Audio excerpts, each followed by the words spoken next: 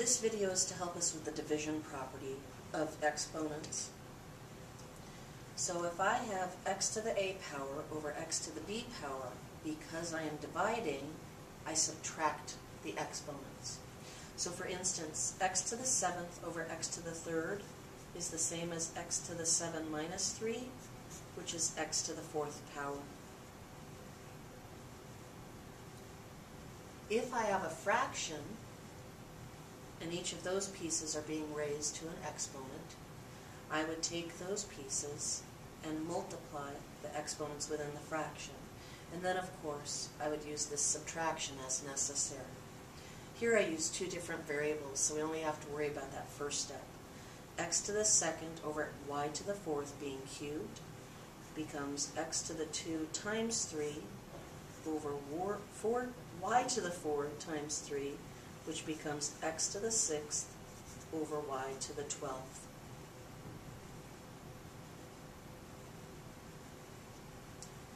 And if I have a fraction raised to a negative 1 exponent, it means I need to do the reciprocal of the fraction. So here I have the fraction 3/7 being raised to the negative 1 power.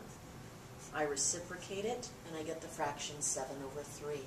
So those are the basic division properties.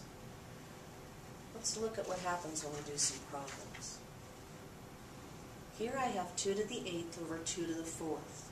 This will become 2 to the 8 minus 4, which becomes 2 to the 4th power, which we know means take 2 times 2 times 2 times 2. I get 4, 8, 16. So the final answer is 16. Here I have x to the 4th over x to the 4th. This is the subtraction rule, so I have x to the 4 minus 4, which is x to the 0. Do you remember the 0 exponent rule? Anything raised to the 0 power is 1. Let's look at this third one. X squared y cubed over x cubed y. Well, first of all, do you remember that there's an invisible 1 here? And then we're going to think of this as a two-part problem. I need to deal with the x's and y's separately. They're both subtraction problems, though. So I have an x to the 2 minus 3, and then I have a y to the 3 minus 1. Well, this gives me x to the negative 1 and y squared. I'm not quite finished. Do you remember what happens right here because of that negative? That's right, he moves downstairs into the denominator.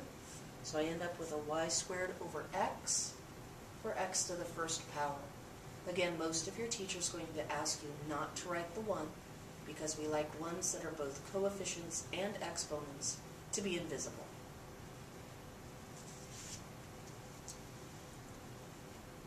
So let's look at a slightly more complicated one. 2x to the 4th over 3y to the 7th squared. First I look inside and see if I can do any simplification. I cannot. So what this tells me is I need to deal with the squared in all 4 of the pieces of this problem. So I really need to do 2 squared times x to the 4th squared over 3 squared times y to the 7th squared. Well, 2 squared, of course, is 4. X to the 4th raised to the 2nd power, remember, means we want to multiply, so I get x to the 8th. 3 squared is 9. Y to the 7th squared, remember I need to multiply these, and I get y to the 14th. The last thing I would ask myself is, does anything reduce or simplify? It does not, so I'm done. Let's try it again with this one. I have 3x squared y to the 4th over 5x to the 4th y squared. All of that is cubed. So the first thing I do is I look inside and I see if I can simplify. This time I can. I can simplify my x's with the division property where I subtract the exponents, and I can also simplify my y's by subtracting their exponents. So the first thing is, the 3 and the 5 as coefficients stay the same. 2 minus 4, okay, x to the 2 minus 4 is x to the negative 2, which means the x squared needs to live in the denominator. Then I have a y to the 4 minus 2, which is y squared, and that's positive, so he stays up top. But now I still have to deal with the cubed power outside. So what I'm going to do is remind myself that that means I need to do 3 cubed times y squared cubed over 5 cubed times x squared cubed. 3 cubed means, what's 3 times 3 times 3? That's 27.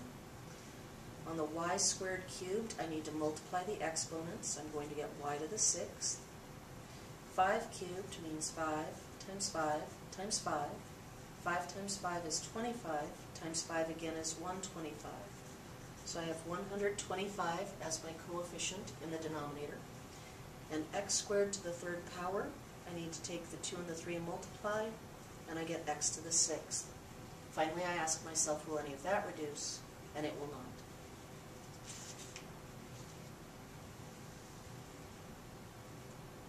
Now let's try some with some negative exponents. They're getting more complicated as we go.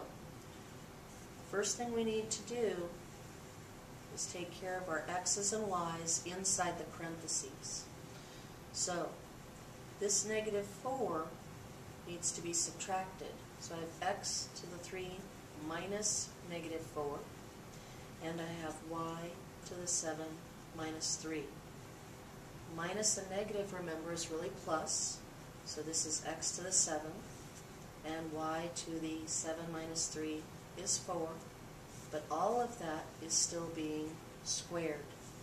Remember, the rule is that I'm going to multiply these exponents, so I get x to the 14th, y to the 8th.